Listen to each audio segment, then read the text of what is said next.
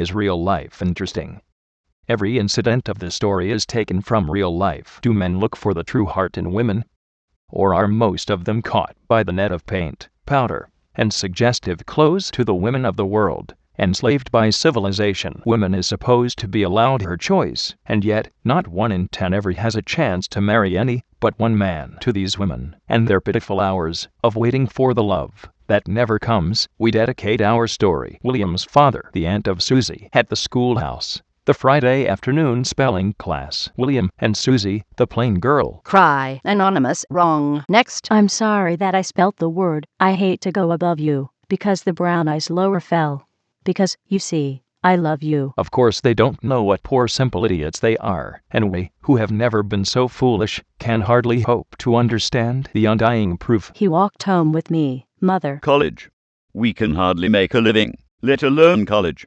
A good farmer is better than a poor lawyer or preacher. She manages to be along on his trip to the village. William has no explanation of the evident fact that he's a devil among the ladies, the gent from the great outside world, for Flushing, even for no greater audience than a pair of brown country eyes. My boy, in your face I see the makings of a great man. Many a famous man owes his position to my aid. You will doubtless hear from me. Passing days bring no letters or results of any kind to the simple-hearted dreamers. Susie confides her sorrows to Sister Daisy. And I want him to go to school. I must marry a smart man. She tells Andy her purpose to sell the cow and other things, and send William to the country college. We won't have to wait long for milk and butter. The calf will grow up in a few years. The various stepping stones upon which William is to rise to fame, as everything was left to Susie by her mother.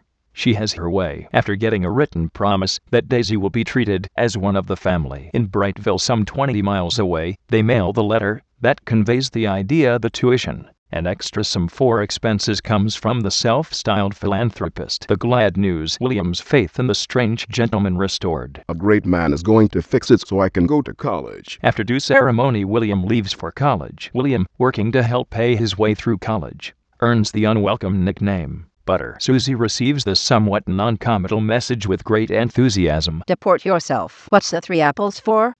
Expect in company. Auntie Susie. William. William resents the unknightly name of Butter, and battles upon the field of honor. Thoughtful Susie prepares herself to be a fitting mate for her hero. My name's Bill, not Butter. So Bill it is, until graduation, when he returns in a blaze of glory, also a mustache, imitating his supposed benefactor. Let's go to the store and get a Saudi. Going to get a Saudi with William. Sir William and Lady advance before the admiring court. Squeak, squeak. Chocolate. 2 visitors from Brightville. You see those 2, painted and powdered.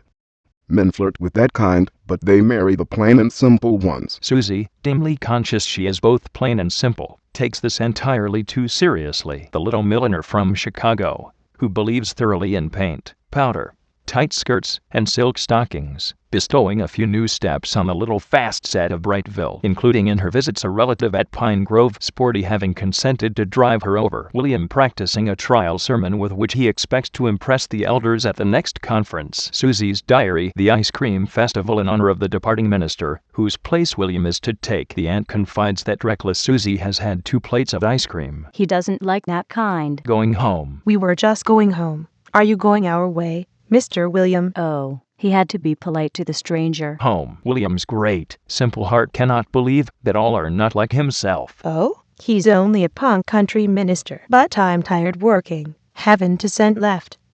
I've got to marry somebody. He writes, too. The complexion William admired. Don't use that brush. Susie wants new clothes, but her sacrifice for William forces her to make over old ones. So Susie preparing for battle against the paint and powder brigade, managing, however, to get silk stockings, her first. Powder.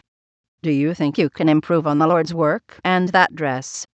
You look like a Jezebel. Susie, remembering how William said, men marry the plain ones, makes a dangerous move. The Sunday afternoon parade. Susie, don't you think I should get married? Oh, yes. They have more respect for a married minister. Sunday evening. William is going to play the organ. Now is your chance. Bettina impressed. Will you marry me? This is so sudden. I'm so flustered. Just give me 15 minutes to think it over. Sporty. No, sporty. I can't go this evening. Believing Bettina has found her real mate, Susie Reed determines on an overwhelming assault. I thought it over. Headache. Nonsense. I've taken your advice, Susie. The merry wedding bells some time afterwards, as he thought it was going to be, and as it occurs. Darling, we'll have had nothing but cold meat for the last month. Don't you think? Eat it and like it. I hate this damn place. I called it by its right name. Trying to make the best of a bad bargain. Some cook, Susie. Sporty and company, knowing the minister is away, bring a little pep into a lonely life. Then Susie decides to destroy the 5 letters she received from William while he was away. Love letters, Susie. Well, I suppose you'll be getting married. Be sure you get the right one. The saddest are these. It might have been William almost certain he saw a kiss bestowed upon his wife. Did that man kiss you? How can you say such a thing?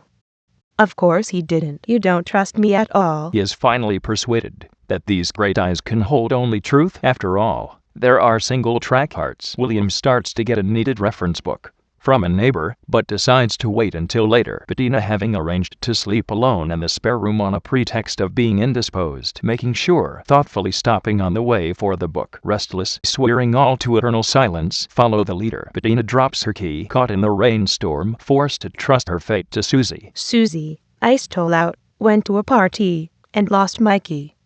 I'll have to stay with you, and you must lie for me. But true heart Susie, Your wife was nervous, and she stayed all night with me. I was so worried about things. Came over to see Susie, took a walk, and I got your book.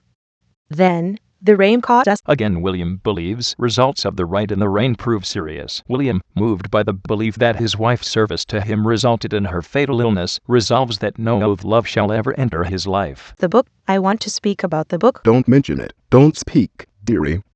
I can never forget that service to me. So she dies, as she has lived, a little unfaithful. Susie would never break his faith. Later, the aunt, not knowing of his vow, takes a hand. That's the receipt for your tuition at college. Susie sacrificed much to get the money. But his vow, My conscience has troubled me so. How could I ever dream all this would come of your wife's going to our little party? Can you ever forget me? freed at last from his mistaken vow, I've learned the truth. Is it too late, Susie? I know now. I have loved you all my life. and we may believe they walk again, as they did long years ago.